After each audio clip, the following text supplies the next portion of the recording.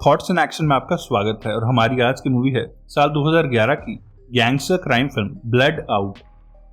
ये कहानी है बदले की, जहां एक पुलिस वाला अपने भाई के किलर्स को मारने के लिए अपनी जॉब छोड़ के एक गैंगस्टर बन जाता है और शहर में एक गैंग वॉर की शुरुआत करता है। तो चलिए चलते हैं सीधे हमारी आज के वीडियो की तरफ। और अगर आपको इस तरह का कंटेंट पसंद है तो प्लीज मेरे इस चैनल को अभी सब्सक्राइब कर लें।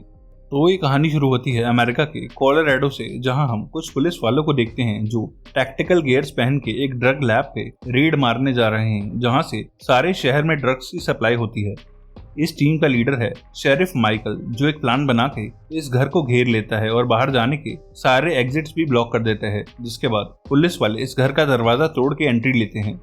अंदर बैठे ड्रग डीलर्स शॉक हो जाते हैं और पुलिस के ऊपर फायरिंग करते हैं और माइकल और उसकी टीम उन्हें भून डालती है और बचे हुए लोगों को अरेस्ट कर लिया जाता है। तभी इस गैंग का लीडर पीछे से भागने लगता है और वो अपने रास्ते में आने वाले एक पुलिस वाले को भी शूट कर देता है। माइकल भी उसके पीछे भागता है और काफी देर तक भागने के बाद वो आदमी एक घर के बाहर रुक जाता है, जहां उसकी बेटी खेल रही होती है और वो डिसाइड करता है कि वो सरेंडर कर देगा, क्योंकि वो नहीं चाहता कि इस फायर फाइट में उसकी बेटी को गोली लग जाए। पर माइकल उसे देखते ही शूट कर देता है और उसे वो बच्ची काफी लेट नजर आती है और उस आदमी के हाथ से भी गोली चल जाती है, जिससे वो बच्ची मारी जाती है। मिशन पूरा होता है, पर बच्ची की डेथ से माइकल बेहद अपसेट होता है और वापस पुलिस स्टेशन चला आता है। यहाँ उसे उसका पार्टनर विली मिलता है, जो उससे कहता है कि आज सुबह जब तू रेड पे गया था तब तेरा छोटा भाई डेविड तुझसे मिलने आया था। पर माइकल उसकी बातों पे ध्यान नहीं देता, क्योंकि डेविड एक गैंगस्टर है और वो अक्सर किसी न किसी केस में अरेस्ट होता रहता है और हमेशा बेल करवाने के लिए माइकल की हेल्प मांगता है। तभी उनके स्टेशन का कैप्टन वहां आता है और आज के मिशन के लिए सबकी तारीफ करता है, क्योंकि आज उन्होंने काफी सारे ड्रग्स और ड्रग डीलर्स को पकड़ा है। बस दुख की बात यह है कि वो बच्ची क्रॉस फायरिंग में मारी गई और वो माइकल को इसे एक्सीडेंट समझकर भुला देने के लिए कहता है। अपनी शिफ्ट खत्म होने के बाद माइकल एक बॉक्सिंग जिम में जाता है और उसका भाई डेविड उससे ढूंढता हुआ वहां भी आ जाता है। डेविड उससे कहता है कि मुझे तुझसे एक इम्पोर्टेंट बात करनी है, पर माइकल उस पर नाराज हो जाता है और कहता है कि मेरा टाइम वेस्ट मत कर और मेरे पास तेरे गैंग के इलीगल धंधों के लिए कोई टाइम नहीं है। पर वो माइकल से रिक्वेस्ट करता है और वो डेविड को अपने जिम से लेके बाहर आ जाता है, क्योंकि अपनी शिफ्ट के बाद यहाँ पुलिस वाले अक्सर आते रहते हैं। डेविड उससे कहता है कि मैं गैंग की लाइफ छोड़ना चाहता हूँ, पर माइकल कहता है कि मैं ये सब पहले भी कई बार सुन चुका हूँ, पर तू हमेशा उसी गैंग के लिए काम करता रहता है। डेविड उसे एक लड़की की फोटो दिखाता है और उसे कहता है कि अब सब बदल गया है, क्योंकि मैं इस लड़की से प्यार करता हूं और हम दोनों शादी करने वाले हैं। पर वो तब तक मुझसे शादी नहीं करेगी जब तक मैं गैंग छोड़ नहीं देता, इसलिए मुझे शहर से बाहर जाने में तेरी हेल्प चाहिए, क्योंकि अगर मेरे गैंग को पता चल गया कि मैं एक लड़की के लिए उन्हें छोड़ रहा हूँ तो वो मेरे साथ साथ उसे भी मार देंगे।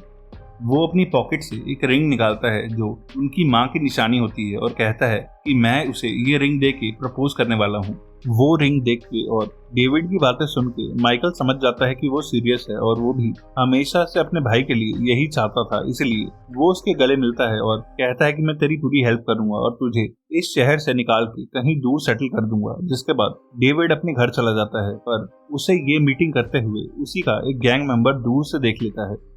रात को डेविड अपने घर पे सो रहा होता है जब उसे एंथनी नाम के एक गैंग मेंबर का कॉल आता है और वो कहता है कि तुझे अभी गैंग के लिए एक ड्रग का पैकेज डिलीवर करना है, जिस काम के लिए डेविड मना कर देता है। पर वो कहता है कि तुझे इस डिलीवरी के लिए पहले से डबल पैसे मिलेंगे, और क्योंकि डेविड को भी शहर छोड़ने के लिए पैसे की नीड होती है, वो इस काम के लिए मान जाता है। डेविड अपनी गर्लफ्रेंड को सोता हुआ छोड़ के घर से बाहर आता है और एंथनी से जाके मिलता है, पर जल्द ही वो ये रियलाइज कर लेता है कि ये सब एक सेटअप है, क्योंकि उसके सामने उसके सभी गैंग मेंबर्स आ जाते हैं जो उसे घेर लेते हैं। उनका गैंग लीडर एलायस उसके सामने आता है और कहता है कि हम सब तुझे पर्सनली गुड बाय बोलने आए हैं, क्योंकि हमें पता चल गया है कि तू पुलिस का एक खबरी है और मेरे एक आदमी ने तुझे आज एक पुलिस वाले से मिलते हुए भी देखा था।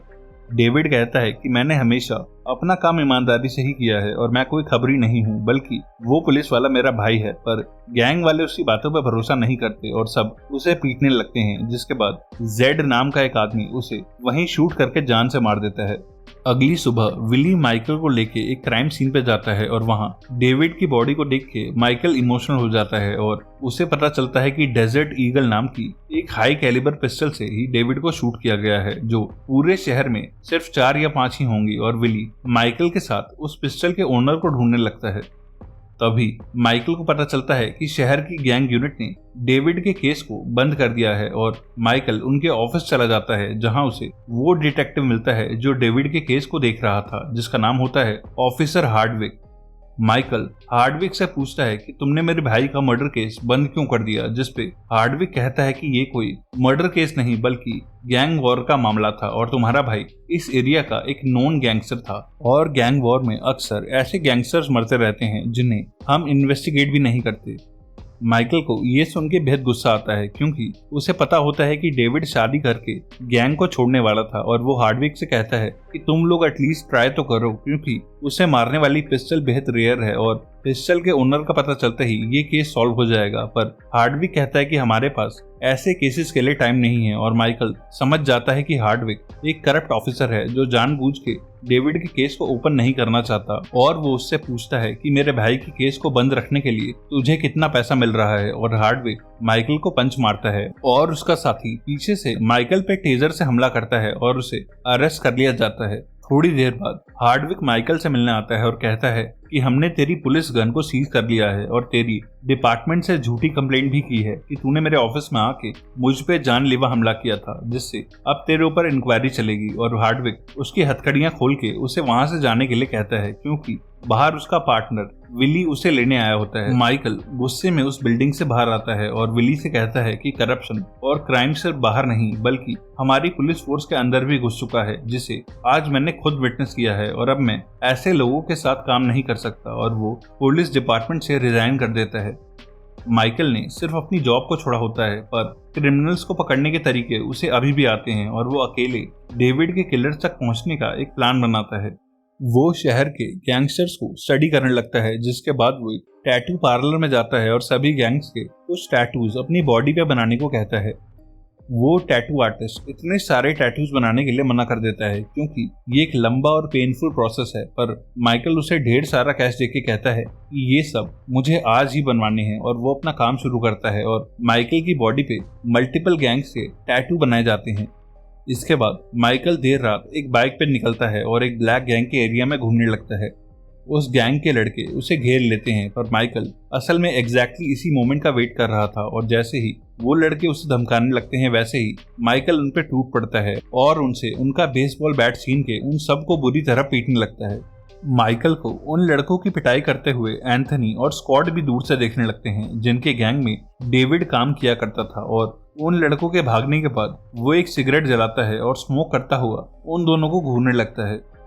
एंथनी और स्कॉट अपने बॉस एलायस के पास जाते हैं और कहते हैं कि आज हमने एक स्ट्रीट फाइटर को देखा जिसने ब्लैक गैंग के 4-5 लड़कों को बिना किसी हथियार के अकेले पीटा और उसकी आंखों में जरा भी डर नहीं था। एलायस कहता है कि ऐसा लड़का तो काम का है जिसे हमारे गैंग में होना चाहिए, पर उसे गैंग में शामिल करने से पहले उसका टेस्ट लो क्योंकि अगर वो गैंग से नहीं डरता तो पुलिस से जरूर डरता होगा। अगली रात को एंथनी और स्कॉट माइकल को एक स्पॉट से पिक करते हैं और उसे लेके एक पार्किंग लॉट में जाते हैं।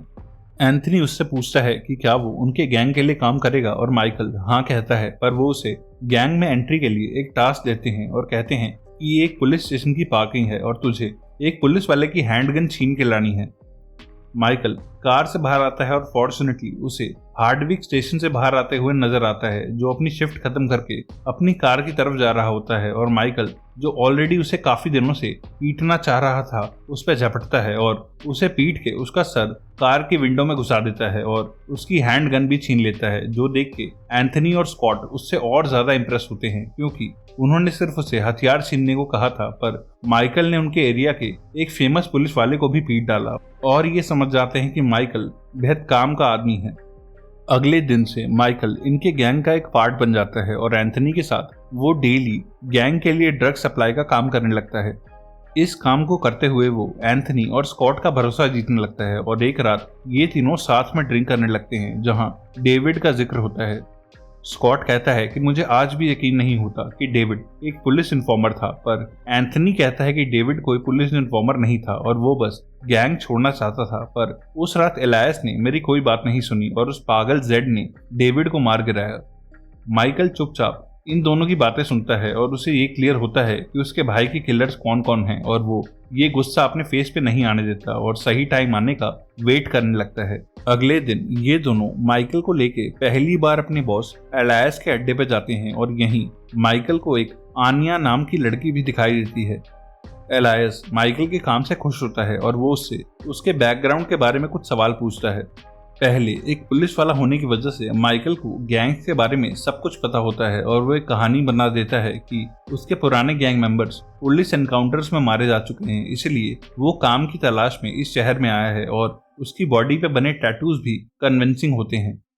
एक रात को एंथनी माइकल को अपनी फैमिली के बारे में बताता है और कहता है कि मेरी एक छोटी बहन भी है जो प्रेग्नेंट है, पर उसे ड्रग्स की बुरी लत है और वो हमेशा नशे में रहती है, इसलिए मेरा घर जाने का मन नहीं करता। नेक्स्ट सीन में हम एक आर्टूरो नाम के बड़े गैंगस्टर को उसके घर में स्विमिंग पूल के पास देखते हैं, जिसके कनेक्शंस अंडरवर्ल्ड के साथ साथ गवर्नमेंट के अंदर भी हैं और एलायस उसका दोस्त है। वो आर्टूरो को कॉल करके उसे माइकल का नाम देता है और कहता है कि मैंने इस आदमी को रिसेंटली हायर किया है और मुझे इसका बैकग्राउंड चेक करवाना है, और आर्टूरो कहता है कि अगर कोई न्यूज़ हुई तो मैं अपने FBI में कनेक्शंस यूज करके तुझे बता दूंगा। उधर हम एंथनी को देखते हैं जिसके पास उसकी बहन ग्लोरिया ड्रग्स खरीदने आती है, पर वो उसे नहीं बेचता और कहता है कि इस पूरी एरिया में कोई तुम्हें ड्रग्स नहीं बेचेगा क्योंकि मैंने सबको मना किया है और तुम्हें इस वक्त अपनी हेल्थ और अपने होने वाले बच्चे के बारे में सोचना चाहिए। ग्लोरिया उसे गालियां देते हुए वहां से जाने लगती है और माइकल की नजर उस पर पड़ती है और उसे लगता है कि उसने उसे पहले कहीं देखा है। वो नोटिस करता है कि ग्लोरिया ने उसकी माँ की वो रिंग पहनी हुई है जो डेविड के पास थी। दैट मीन्स ग्लोरिया ही वो लड़की है जिससे शादी करके डेविड शहर छोड़ना चाहता था, पर वो एंथनी और स्कॉट के सामने उससे बात नहीं कर पाता। तभी एलायस सबकी एक मीटिंग बुलाता है और सबको कहता है कि आज तुम्हें राइवल गैंग के अड्डे पर अटैक करके उन्हें खत्म करना है, और इस असॉल्ट का टीम लीडर वो माइकल को बनाता है। माइकल एक प्लान बना के 2 डायरेक्शन से उस गैंग पे अटैक करता है और आनिया भी इस अटैक में पार्टिसिपेट करती है और राइवल गैंग की एक लड़की को पीटने लगती है और जल्द ही ये सभी उस पूरे गैंग को खत्म कर देते हैं। पर इस गैंग का लीडर स्कॉट को बिना हथियारों के लड़ने का चैलेंज देता है। स्कॉट इसके लिए मान जाता है, पर वो आदमी बेहद स्ट्रांग होता है और उसे बुरी तरह पीटने लगता है जब माइकल वहां आता है और स्कॉट की जगह उससे फाइट करने लगता है। यहाँ उसकी बॉक्सिंग प्रैक्टिस काम आती है और वो उस गैंग लीडर को पीटने लगता है और इन दी एंड उसे हरा देता है। इस जीत के बाद एलायस सबके लिए एक पार्टी ऑर्गेनाइज करता है। आनिया भी बेहद खुश होती है और आज माइकल को लड़ता हुआ देख के वो उससे काफी इंप्रेस होती है, जिसके बाद ये दोनों क्लोज आने लगते हैं और रात को साथ में सोते हैं। पर सुबह होने पर आनिया सोते हुए माइकल का एक सलाइवा सैंपल लेती है ताकि इससे उसका DNA टेस्ट करवा सके। उठने के बाद माइकल सीधा ग्लोरिया से मिलता है, पर वो माइकल से बात करने में इंटरेस्टेड नहीं होती और माइकल उसे बताता है कि डेविड मेरा छोटा भाई था और तुमने जो रिंग पहनी हुई है वो मेरी मॉम की है जिससे मैं तुम्हें पहचान पाया। ग्लोरिया कहती है कि जिस गैंग के लिए तुम काम कर रहे हो उन्हीं लोगों ने डेविड को मारा है और अब मैं किसी पर भरोसा नहीं कर सकती, इसलिए मुझसे दूर रहो। इसके बाद एलायस माइकल को मिलने के लिए बुलाता है और कहता है कि मेरे सभी आदमी कहते हैं कि तू एक बेहद अच्छा फाइटर है और मैं चाहता हूँ कि तू मेरी तरफ से एक स्ट्रीट फाइट में पार्ट ले। वो कहता है कि मेरा एक दोस्त है आर्टूरो जिसके पास एक बड़ा गैंग है जिसके सारे बिजनेस पे मैं कब्जा करना चाहता हूँ, पर उसके बड़े से गैंग को सीधे लड़ाई में हराना इम्पॉसिबल है। पर वो हर साल एक अंडरग्राउंड फाइट ऑर्गेनाइज करता है जिसमें उसी का फाइटर हेक्टर जीतता है, और मैं चाहता हूँ कि इस साल मेरी तरफ से तू हेक्टर से लड़े जिसके लिए मैं तुझे ढेर सारे पैसे दूंगा, और अगर तूने उसे हरा दिया तो मैं बदले में उससे और बड़ा एरिया डिमांड कर सकता हूँ। डेविड पहले तो मना करने का सोचता है, पर जब उसे पता चलता है कि वहां एलायस का वो आदमी जेड भी आने वाला है तब वो मान जाता है, क्योंकि जेड ने ही उसके भाई डेविड को शूट करके मारा था। अगले दिन आनिया माइकल से मिलने आती है और उससे बताती है कि कुछ दिन पहले उसने उसका DNA सैंपल लिया था और वो जानती है कि माइकल एक एक्स पुलिस वाला है, पर वो कहती है कि मैं ये बात एलायस को नहीं बताने वाली क्योंकि मैं खुद एक FBI के एजेंट हूँ जो इस गैंग में अंडरकवर रह के काम कर रही हूँ। वो माइकल से कहती है कि तेरा उस फाइट में लड़ना बेहद इंपॉर्टेंट है क्योंकि वहाँ आर्टूरो समेत कई बड़े गैंगस्टर्स आने वाले हैं और हम लोग एक झटके में सबको पकड़ सकते हैं। पर माइकल कहता है कि मुझे किसी के अरेस्ट होने से कोई फर्क नहीं पड़ता और मुझे बस जेड को मारना है क्योंकि उसने मेरे भाई डेविड को मारा था। उधर हम आर्टूरो और एलायस को जेड के साथ देखते हैं जो होने वाली फाइट पे बैटिंग कर रहे होते हैं, और एलायस आर्टूरो से कहता है कि अगर मेरा फाइटर जीत गया तो तेरा ईस्ट का सारा बिजनेस मेरा हो जाएगा। पर आर्टूरो कहता है कि मेरे हेक्टर को हराना हमेशा की तरह इम्पॉसिबल है। फाइट वाली रात को माइकल रेडी होने लगता है और उसे बाकियों से पता चलता है कि हेक्टर आज तक कोई फाइट नहीं हारा। वो नोटिस करता है कि एंथनी आज काफी चुप है और एंथनी उससे कहता है कि कल से मेरी बहन ग्लोरिया मिसिंग है, और ये सुन के माइकल को भी उसकी टेंशन होने लगती है। थोड़ी देर के बाद माइकल को रिंग में लाया जाता है और हेक्टर को देखते ही वो शॉक होता है, क्योंकि हेक्टर एक लंबा चौड़ा चट्टान जैसा आदमी होता है जिसे हरा पाना इम्पॉसिबल है। आर्टूरो इस फाइट को शुरू करवाता है और माइकल हेक्टर पे पंचेस बरसाता है, पर हेक्टर को उनसे कोई फर्क नहीं पड़ता और हेक्टर के पंचेस उसे मिसाइल की तरह लगते हैं और पहले ही राउंड में माइकल की हालत खराब हो जाती है। सबको लगता है कि माइकल हार जाएगा और उसे पिटता हुआ देख के आन्या को भी उसकी टेंशन होने लगती है, पर माइकल पावर की जगह स्पीड का इस्तेमाल करता है और धीरे धीरे हेक्टर को थकाने लगता है, जिसके बाद वो उसके सर पे चढ़ के पैरों से उसे एक चोक होल्ड में फंसा लेता है और इन दी एंड उसे इस फाइट में हरा देता है, जो देख के आर्टूरो शॉक होता है। फाइट का रिजल्ट देख के सभी बेहद खुश होते हैं, पर फाइट जीतने के बाद माइकल की नजर जेड पे पड़ती है और वो उसकी तरफ झपटता है, पर तभी एलायस ग्लोरिया को लेके गन पॉइंट पे बाहर आता है और जेड ग्लोरिया को शूट करने की धमकी देता है। आन्या बैकअप बुलाती है और लोकल पुलिस के साथ FBI वाले भी वहां आ जाते हैं और सबको अरेस्ट करने लगते हैं। माइकल का पुराना पार्टनर विली एलायस को अरेस्ट कर लेता है, पर जेड ग्लोरिया को एक कार में लेके वहां से भाग निकलता है और माइकल भी एक बाइक लेके उसके पीछे जाने लगता है। जेड की कार के पास पहुंच के माइकल उस पे जंप करता है और कार की छत पे चढ़ जाता है और जेड ऊपर शूट करने लगता है। माइकल उससे स्टीयरिंग छीनने लगता है और कार डिसबैलेंस होके पलट जाती है, जिसमें जेड और ग्लोरिया को काफी चोट आती है। माइकल ग्लोरिया को उस जलती हुई कार से बाहर निकालता है, पर तभी जेड भी बाहर आता है और उसे मारने के लिए उस पे अपनी गन पॉइंट करता है, पर उसके गोली चलाने से पहले ही आन्या जेड को शूट करके मार देती है और माइकल और ग्लोरिया को बचा लेती है। माइकल ग्लोरिया से कहता है कि अब तुम आजाद हो और कोई गैंगस्टर अब तुम्हारे पीछे नहीं आएगा, पर मैं चाहता हूं कि तुम मेरे साथ रहो, क्योंकि ग्लोरिया के पेट में उसके भाई डेविड का बच्चा है और इस वक्त उसे केयर की जरूरत है, और ग्लोरिया इसके लिए मान जाती है और ये मूवी यहीं खत्म होती है। एक और ऐसी ही मूवी के लिए लेफ्ट या राइट वाली वीडियो पे क्लिक करना। तब तक के लिए stay safe and keep watching thoughts in action.